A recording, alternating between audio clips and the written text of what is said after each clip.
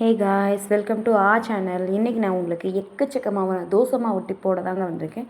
So வாங்க நம்ம வீடியோக்குள்ளே போகலாம். ஸோ நம்ம பேசிக்காக எல்லோரும் டெய்லி ஃபேஸ் பண்ணுற ப்ராப்ளம் என்னென்னா, நம்மளோட மாவு 2 நாளில் பார்த்து வெந்தயம் சேர்த்துருப்போம், பச்சரிசி சேர்த்துருப்போம், அரிசி பார்த்து வாங்கியிருப்போம். இப்போ புதுசாக கருப்பு உளுந்தெல்லாம் சேர்த்து அரைக்க ஆரம்பிச்சிட்டோம். இருந்தும் 2 நாளில் அந்த மாவு புளிச்சு வேஸ்ட் ஆயிரும். ஸோ அதுக்கு என்னெல்லாம் பண்ணலாம் அப்படின்ற டிப்போடு தாங்க வந்திருக்கேன். ஃபஸ்ட்டு விஷயம், எப்போவுமே உப்பு நம்ம கரைக்கும்போது பாதி உப்பு தான் போட்டு கரைக்கணும். ஃபுல் உப்பு போடக்கூடாது.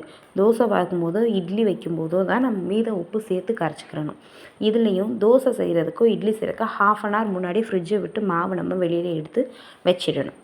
செகண்ட் டிப், எப்போவுமே கிரைண்டர் சூடாகிறதுனால தான் மாவு சூடாகி நமக்கு டக்குன்னே புளிச்சிடுது. ஸோ கிரைண்டர் சூடாகாமல் இருக்கிறதுக்கும் மாவு சூடாகாமல் இருக்கிறதுக்கும் ஐஸ் க்யூப்ஸ் போட்டு மாவாட்டலாம். இல்லைன்னா வாட்டரே நம்ம ஐஸ் வாட்டராக யூஸ் பண்ணிக்கலாம். ஸோ இதனாலேயும் நம்ம மேக்ஸிமம் நம்மளோட 90% குறைக்கலாங்க. நல்லாவே குறைக்கலாம் நம்ம மாவு டக்குன்னு புளிக்கிறது. ஓகேங்களா? ஸோ அதுக்கப்புறம் இவ்வளோலாம் பண்ணியுமே என் மாவு புளிச்சிருச்சு அப்படின்றவங்க என்ன பண்ணணும்னா, ஒரு 1/2 glass ஆஃப் வெந்நீர் இருக்குது பார்த்தீங்களா, அதை கலந்துக்கிட்டிங்கன்னா உங்கள் மாவோட புளிப்புத்தன்மையை அது கொஞ்சம் குறைக்கும். இல்லை நல்லாவே புளிச்சிருச்சு அப்படின்னா ஒரு 2 glass வாட்டர் நல்லா சேர்ந்து நல்லா அதை கலக்கிட்டு ஒரு சைடாக எடுத்து வச்சிடணும். கொஞ்ச நேரம் கழித்து பார்த்திங்கன்னா தண்ணி மட்டும் தெளிஞ்சு மேலே வந்து நிற்கும். அந்த தண்ணியை கீழே வடிச்சிட்டிங்க அப்படின்னா உங்களோட மாவோட புளிப்புத்தன்மை குறையுங்க. ஸோ இதை தவிரவும் புளிச்ச மாவு வச்சு நிறையா டிஷ் இருக்குது. நம்ம வெங்காயம், பச்சை மிளகாய், ஜீரா, தாளித்த ஜீரா, அதுக்கப்புறம் கொத்தமல்லி, கருவேப்பிலை இதெல்லாம் போட்டு கேரட் துருவி போட்டு ஈவன் பீட்ரூட் கூட மிக்ஸ் பண்ணி நம்ம ஊத்தப்பம் செய்யலாம். அதை வச்சு கார பணியாரம் செய்யலாம். ஸோ இதெல்லாம் கூட பண்ணி அந்த மாவு புளிச்ச மாவை நம்ம ரீயூஸ் பண்ணிக்கலாம். ஸோ இதை தவிர பூசணிக்காய் பல்ப்பெல்லாம் இருக்குது பார்த்தீங்களா, இந்த பூசணிக்காயெல்லாம் குழம்புக்கு வாங்கினோம்னா அந்த ஹார்டான போர்ஷன் மட்டும்தான் யூஸ் பண்ணுவோம். மேலே இருக்க பல்ப்பை வந்து யூஸ் பண்ண மாட்டோம். ஸோ அதை எடுத்து மிக்சியில் நல்லா கிரைண்ட் பண்ணிவிட்டு நல்லா சூப்பரான பேஸ்ட் மாதிரி இருக்கும். அதை மிக்சியில் மாவில் கலந்து நீங்கள் தோசை சுட்டிங்கன்னா தோசை டேஸ்ட்டாகவும் இருக்கும். அட் த சேம் டைம் ரொம்ப ஹெல்தியானது.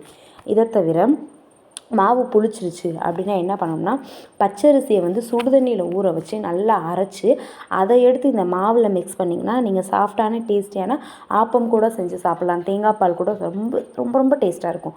ஸோ அதை தவிர ரவை இருக்குது பார்த்தீங்களா, அதை தண்ணியில் ஊற வச்சு அரைச்சி அதையும் இந்த புளிச்ச மாவோடு சேர்த்து நல்லா மிக்ஸ் பண்ணி தோசை செஞ்சிங்க, நல்லா வெங்காயம் கேரட் தூவி விட்டு செஞ்சிங்கன்னா ஊத்தப்பம் ரவை தோசை செம்ம டேஸ்டியாக இருக்குங்க.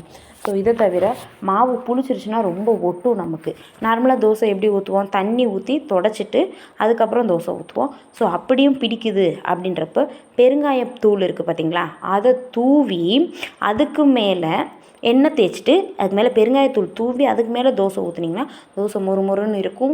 தோசை எடுக்க ஈஸியாகவும் இருக்கும், நல்லா ஸ்மெல்லாகவும் இருக்குங்க. ஓகேங்களா?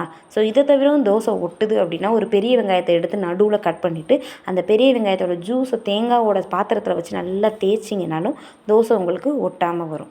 ஸோ இப்படிலாம் பண்ணால் நம்ம புளிக்காமல் மாவை அவாய்ட் பண்ணலாம்.